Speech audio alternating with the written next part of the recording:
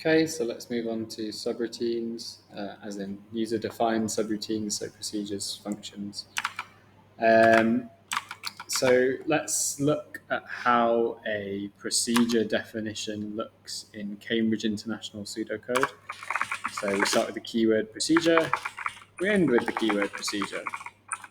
What comes next is the procedure name. So for example, like print names. And then we have a list of parameters.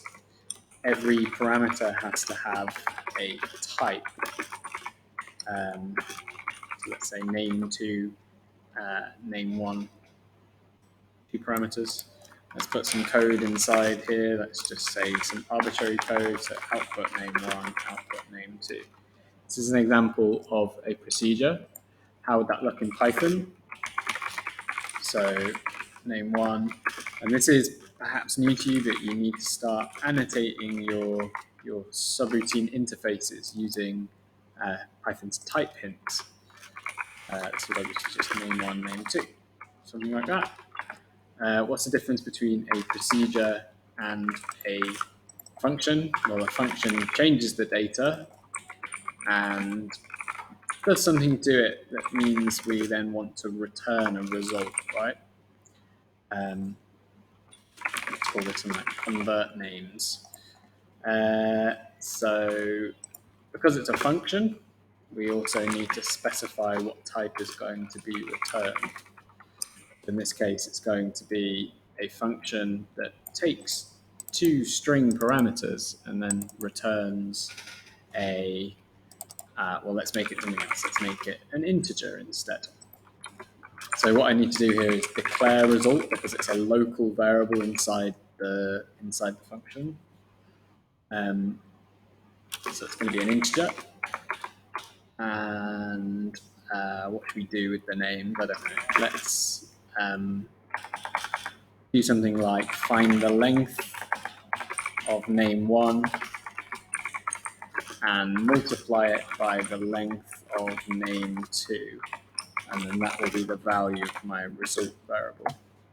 So what's different? Well, because the function returns a value, you need to annotate what it returns. This is called the header. And any variable that is made inside the function that's not a parameter, a local variable, needs to be declared, right? How would that look in Python? So convert names, and very similar. Let's just do a copy and paste. This is how to annotate the return type in Python. You need to say return, and then this, you need to say the arrow, so dash, and then a chevron, and then int, and then your colon. What would I return? Let's do len name1, len name multiplied by len name2. Okay, so that's defining. This is defining subroutines. This is the defining subroutines. Let's now talk about how to call subroutines. So in Python, when you have your main program code, you should probably be using this. So if the module name is main, then do this thing. So let's print, oh, I've named it wrong, haven't I? Let's call it print names. Let's print Bob, let's print Jeff, and then let's test it. Let's see what it does. Bob, Jeff. In pseudocode, you can assume anything that's not inside its own subroutine is the main method. Put something down here. Print names, pass in Bob, let's pass in Jeff.